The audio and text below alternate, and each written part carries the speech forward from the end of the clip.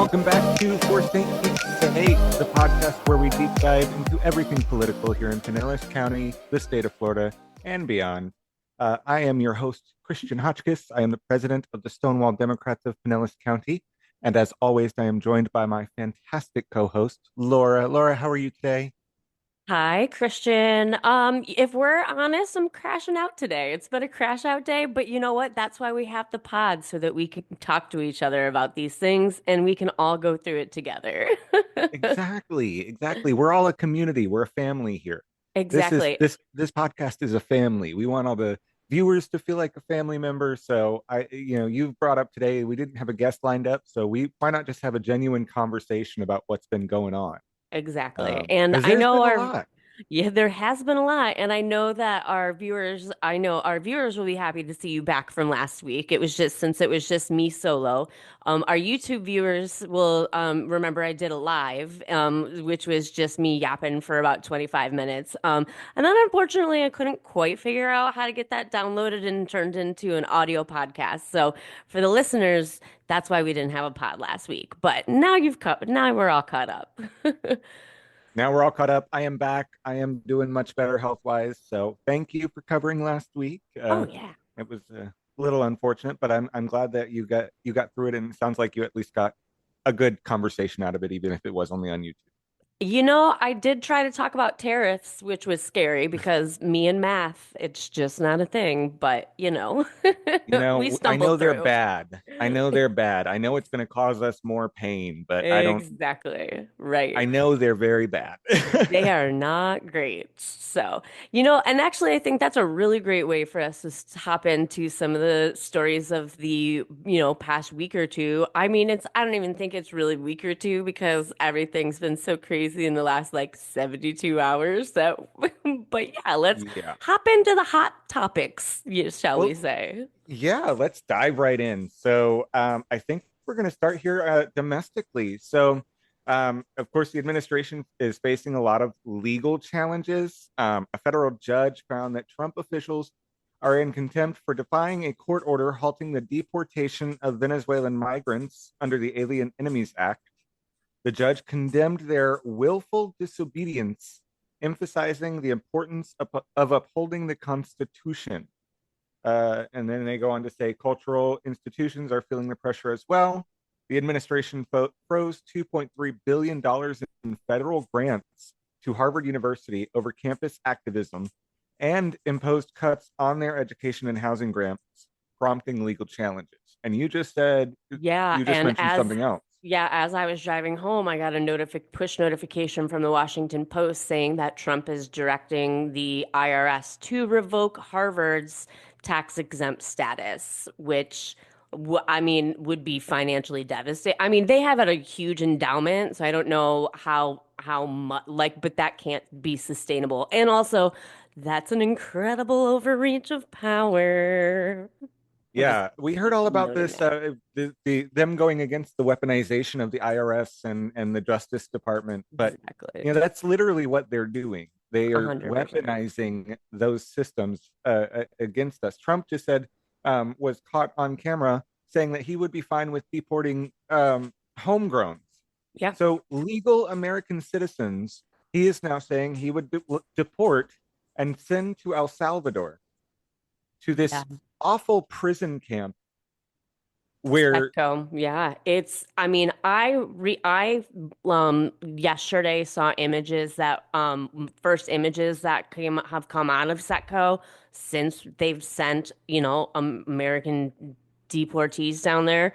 And I mean, those pictures will be in history books. That's exactly what the trains to concentration camps looks like. That is what the concentration camps looks like before extermination started. And I'm not gonna, there's very conspiratorial um, things about Setco because no one comes out. Literally, no one has ever been released from there. So it's like, what? Why? What's happening in there? Like, how? I mean, it's just, it's. It's yeah. I mean, this is very, and this is part of what I've been crashing out about. One of the things that in this process is that even we said the federal judge is holding contempt hearings against the Trump administration, and even on the El Salvadoran man that was Kilmar Abrego Garcia, or yeah, Garcia, that was sent there. And the Maryland senator just went there. But anyway, the Supreme Court has said you got to bring him back. You have to bring him back. They didn't set a hard timeline, but 9-0, 9-0, the Supreme Court said he's got to come back. So, in the Trump administration and Bukele, he in the office, Bukele in the United States in the Oval Office just basically held up two middle fingers and was like, "Nah, not doing it." The way Which, they basically said, even after the Supreme Court made their ruling, Pam Bondi basically said, "Yeah, we don't care. There's nothing we can do." And now the president of El Salvador said that he will not release anybody. right. So, what happens next is my question. Are we going to see? We are on the verge of a true constitutional crisis, Oh, I believe and we're already there. I mean, personally.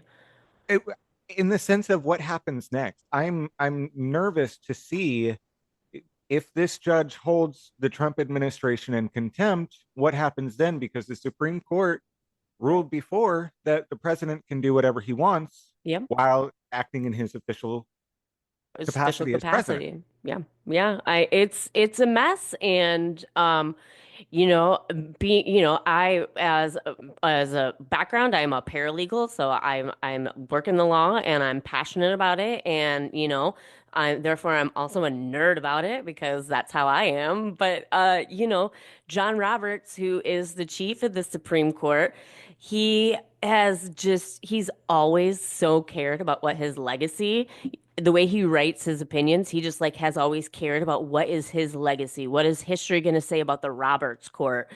And my, oh my, oh my, John Roberts, what are the history books going to say about your court? You gave the man you gave the man presidential immunity you gave the president the power to do whatever he wants, and look where we're at. And you're gonna try to rail him back now? Are you even gonna, I mean, you've made once. It's just mind blowing. And as you know, Christian and I were talking before we got on the airs. I work in a law firm. Like, I felt today going into work, like, why am I going to do law stuff? Law stuff doesn't matter anymore. It's Well, been a day. it's been a day. It still does matter. It's the laws are still the laws, and hopefully our justice system does prevail. I know it's scary. We're all kind of nervous about everything, but I really hope that the Yeah. side rails, guardrails that were put in place originally hold up. Yeah. I really hope they hold up. So we'll just have to see. And Well, and I definitely see elected Democrats are finally, stepping up. And, where the senator, Kilmar Abrego Garcia was living in Maryland. I think he was in Baltimore. So like in the DMV, basically, not far outside Washington. But anyway, so he was from Maryland. So the senator from Maryland went down to El Salvador today, and met with and the at the U.S. Embassy, and met with the vice president of Venezuela, who said no, we're not letting him out. And then the El senator Salvador. got, yeah, yeah, and then he got the guy, and then they got Bukele on the phone, and Bukele was like, nope. No, oh yeah, senator. Did I say governor? I kept No, saying. you said the senator of Venezuela. Oh, It was El Venezuela. Salvador. Yeah, senator of Maryland. That's okay. Yeah, the senator from Maryland. Yeah, they ended up getting President Bukele, the president of El Salvador, on the phone, and they were just like, "No, we're not doing it." So, I mean, it's just I don't. I mean, it's horrifying. I don't know what it and this is so. And with the Kilmar Abrego situation, it's like that's. I know why they did it with him specifically because he is El Salvadoran. So technically, like there's the Venezuelan deportees that they've sent to El Salvador, like that's obviously unconstitutional. You know, that's it's that like that one's cut and paste like that, no argument over that. Like that one's gonna breeze through court. But the with Mr. Abrego Garcia's case is more difficult because he is of El Salvadoran descent. He's from El Salvador, but he was specifically granted a non deportation order because he fled El Salvador to escape the gangs and was likely to be killed if returned. So I mean, but like that's the argument, and I know they argue that he broke blah blah blah blah blah. That none of it's true. They've never produced any proof that he's in a gang or that he's done anything here in America to warrant being deported or having his order lifted. So it's just but I just know that that's why they chose this one and for El Salvador because he's El Salvadoran. So like it's a sliver of logic. My thing is it doesn't matter what anybody has to say about it, rhyme or reason, because judge, a judge ordered, a court judge in this United States judge said that man cannot be deported back. Exactly. And now, because of a clerical error, this administration defied that, went against that. Right. How are they going to be held responsible? There's no like he did whatever law he broke, or whatever he did in his past, where he's from. It doesn't matter. A judge said he is ordered to stay here. No Mm, one can take him out. End of story. yeah. That's it. That's point. If that Nothing I else know. matters beyond that. Yeah. And that, yeah, and that's just, and I know it's like tired, it's cliche, everybody's talking about it, but it's just like it's so mind-boggling because they're like this version of the conservative party of the Republican Party is supposed to be, all about the rule of law and all of that stuff. And it's like but like I mean, we're just really getting they're saying the quiet part out loud at this point. Like they're really getting the rule of law, yes, for poor and not white and or for the rule of law, but only for if you're white and rich enough and have enough access to power. Like anybody else, no, the rule of law still applies to you, or it doesn't in the other way where we can do anything we want to you. Like it's just and then Yeah. like I yeah. mean, we've definitely seen some of the leaders step up. I was glad to see the senator from Maryland go down and actually do something.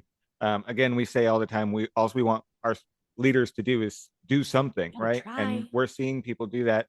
Alexandria Ocasio Cortez and Bernie Sanders have been doing their fighting oligarchy tour all across the United States, and I think, one of their latest rallies broke the record for any rally ever held as most Wow. attended. So I, Was I that Coachella, the Coachella one? Because I'm not sure. okay, because I know one of the artists at Coachella, I think it was Saturday night, brought Bernie out on stage before her set. It was Claro, brought Bernie out before her set, and he talked to the crowd. So I mean, that might be the one that counted, but I know they've had another one. I think Sunday in LA too. So Mhm. it could have been that one too. But yeah, I mean, whoo, we fumbled the bag, bro. Yeah. So But I it's okay. mean, we're We're not gonna dwell on it. We're gonna say we're gonna love how love that Bernie, with all that happened with Bernie in the DNC in the primaries, he could have easily said, I'm not working with you people anymore. Like I don't care that we're similarly aligned. I'm not gonna do anything to help you. I'm just gonna let you hang out here and drive.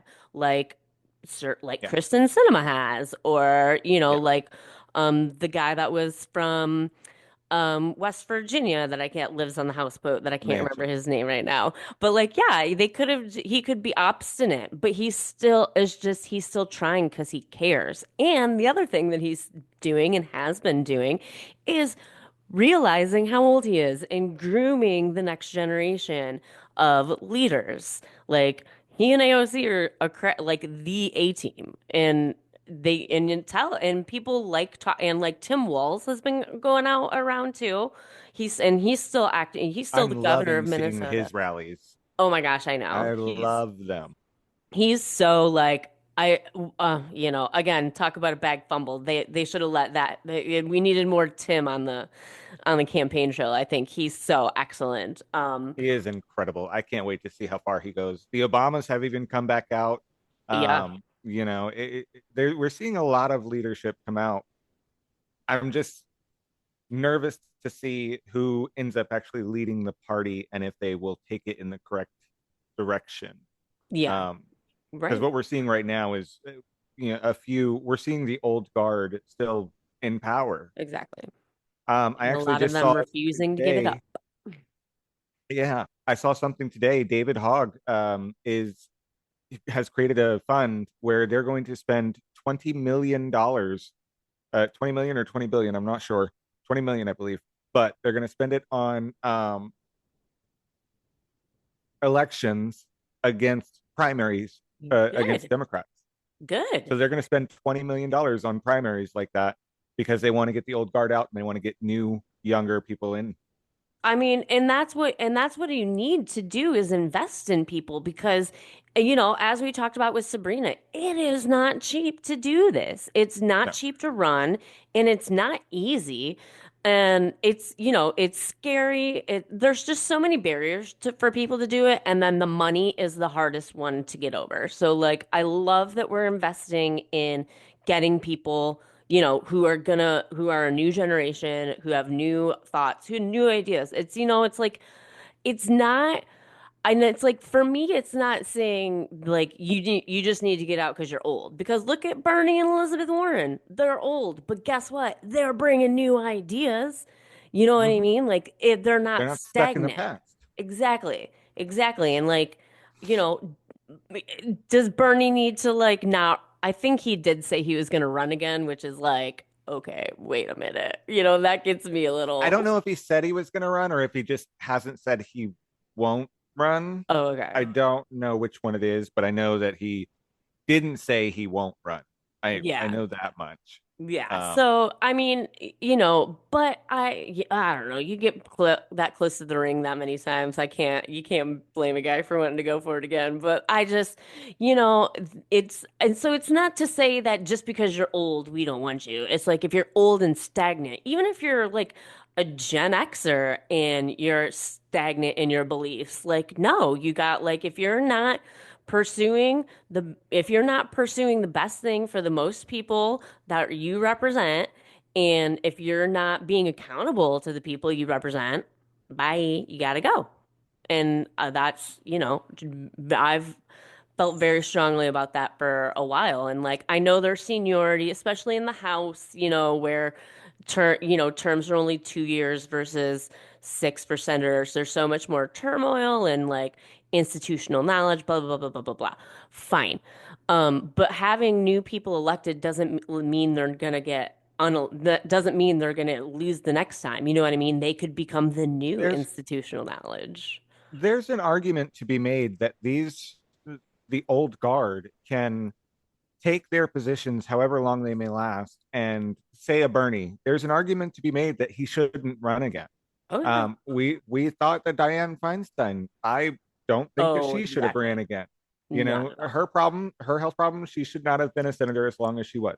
Bernie, although he is in great health, there is an argument people can make about at a certain age we need to get new Right. people in there. So that's fine. If we're going to have that conversation, then let's have Bernie pick someone, find the best people in his state and groom them to take his place. And Bernie Exactly. can still be there, but you have the new person Exactly. actually in office. You know what I mean? So Bernie's still around, but only as a Yeah. consultant when we have the new person Yeah. in office. Like mentoring programs is definitely Yeah. something that the party should have, and you shouldn't be, and that's the thing is like you shouldn't be afraid of the people coming up behind you. You should want to lift them up, not, step on them to Exactly. get yourself up higher. You know what I mean? So, but I love um how AOC has grown too as Mhm. a a communicator and as a just as a representative. She's been, she's just been lightning from the beginning, and she's just so articulate and thoughtful and just, bee's knees to me. So Yeah. No, she's incredible. I love her and how much she's grown from the first time we've seen her. And absolutely. actually, if you didn't see this, her original campaign manager when she ran in 2018, Hmm. her campaign manager for that campaign just went over to Nancy Pelosi's district and announced that he's going to run against Nancy Pelosi for her seat. Oh my gosh, I'm I obsessed. I saw the article and I know his name, but I'm not gonna try to say it because I don't want to. Be Anyway, wrong, yeah. yeah, very hard to pronounce, but it is good to see because he's a young guy. He's Yeah, progressive. He's going against. He's doing exactly what a lot of young right. people say needs to happen. Exactly. And that's interesting because there's definitely no love lost between those between Nancy Pelosi and AOC. So Yeah, that just makes the conferences more spicy, I'm sure, but it's okay. but Oh my again, goodness. there's an argument to be made that it is time for those individuals, even though they're on the Democratic side. I am Yeah, fine with them stepping away. It's exactly. I'm fine with that. I mean, But that's the yeah, difference between our party and other people, the megas, is exactly. because we can recognize that it's probably time for our leaders to step aside and new leadership to come up.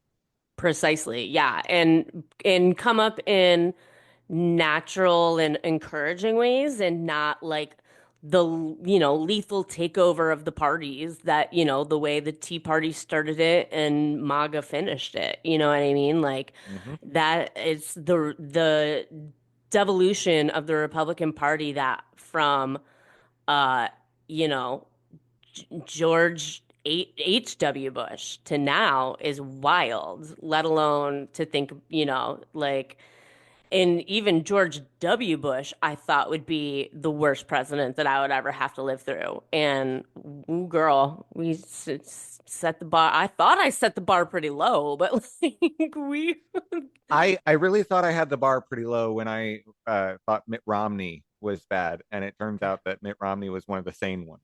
oh my gosh, Um, yeah. John McCain and Mitt Romney were the two sane ones, Yeah, and and what was the John Boehner? Remember super tan yes, guy? Yeah, from he yes, was the he and he was not oh my gosh, I used to just think that he was as worse as it could be. And then oh my gosh. And then oh my gosh, what was um who was the one after him that was Mitt's Ryan, yeah, Paul Ryan. Oh Paul gosh. Ryan. Oh gosh, that's so exciting that I forgot his name. Like I like he really, didn't I exist. really want to know where the old leaders like John Boehner and Paul Ryan, where are they? Are they stepping up? Because I haven't seen them anywhere. Do John we know where they Boehner are? lives in I last I heard, I mean John Boehner's getting paid in weed money in Ohio. He's a Mhm. highly invested in the marijuana business in Ohio. So he's just like Yeah. stoned and probably doesn't care. Last I heard, that was the story I'd read Allegedly, about him. No, that's allegedly. literally what I that's yeah, he was highly invested in the weed industry in Ohio right when they had made it medically legal. So I mean, yeah, Hmm. but no, Paul Ryan's working. I'm sure Paul Ryan's probably at the Heritage Foundation, writing these insane, and again, I used to think Paul Ryan was terrifying when he talked about how he used to dream in college of repealing Medicaid and Medicare. Like, yeah, I thought that was the most insane thing I'd ever hear of someone in government say, and then came Stephen Miller. Like, I Yeah. just, where it's, yeah, the bottom is not bottoming out.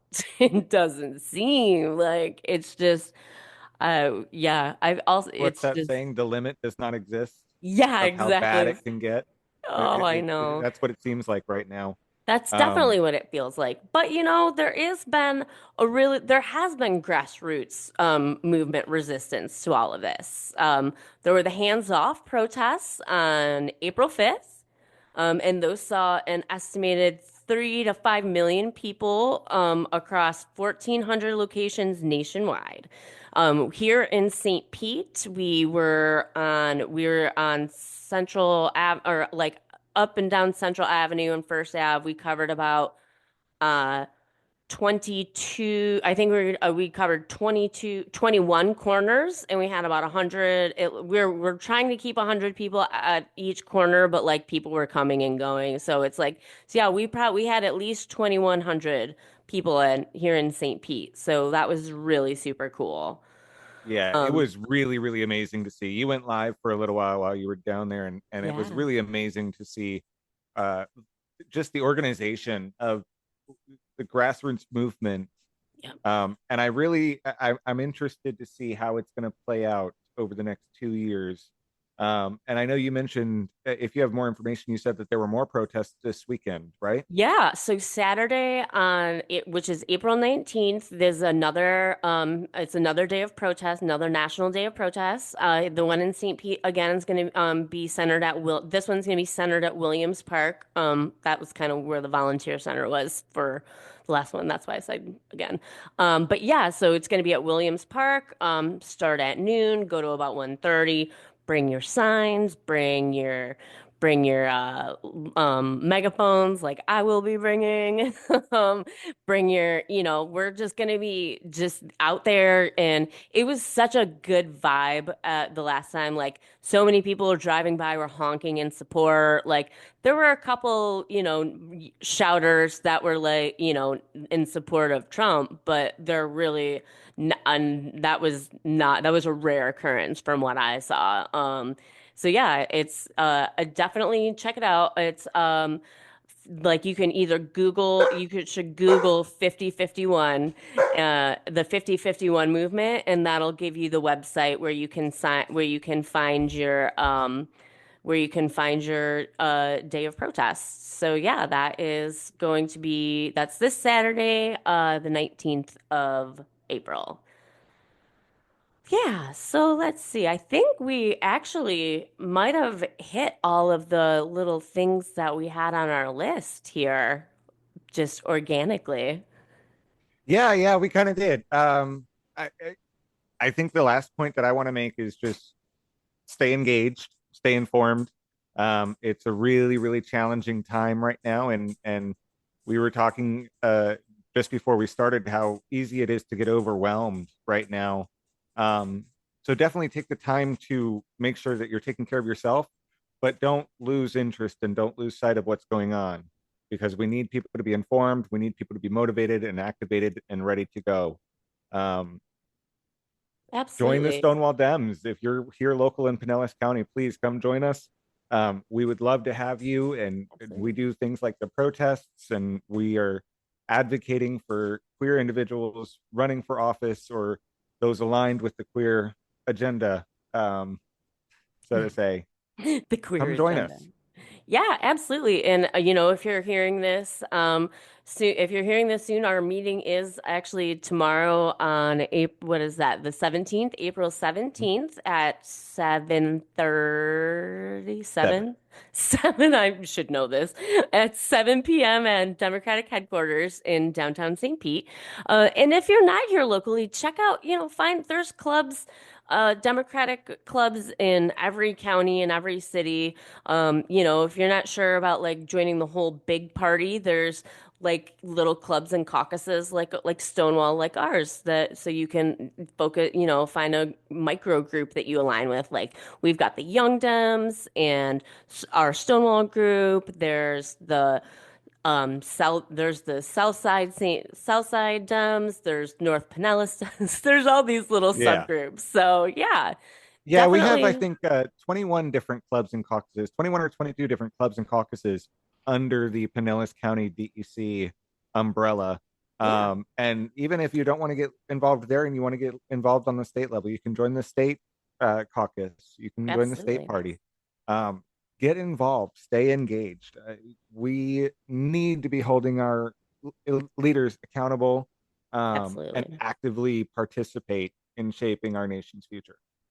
Absolutely. And as much as we're, we definitely want you to stay, everybody to stay involved and engaged, but take a minute when you need to. Like I am tonight going to trivia with a friend because I need to, even though or no, trivia was last night. We're going music bingo tonight. So I just need to like get out of the house, spend time with people, listen to music, and daub my silly little bingo card. Like, so just take those breaks when you need them, but we definitely need to lock in too. So, that's all that we've got for the week. Please remember to like and follow us on Facebook, Instagram, TikTok, and YouTube at for Saint.Pete's sake. That's for Saint.Pete's sake. Please subscribe to our podcast wherever you listen. We'll be back next time with more stories from people doing the hard work to make our community better. Until next time, for St. Pete's sake, keep pushing for change. Thanks for tuning in.